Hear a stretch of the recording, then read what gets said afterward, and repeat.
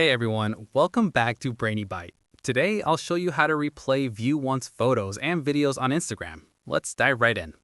First, open Instagram and tap on the profile at the bottom right corner of the screen. After that, tap the three horizontal lines at the top right corner. Now select Account Center from the menu. Scroll down and tap Your Information and Permissions, then click Export Your Information. Then tap on Create Export. Now select the profile you want to download information of. Now you can either select Export to Device or Export to External Service. For now, I will select Export to Device.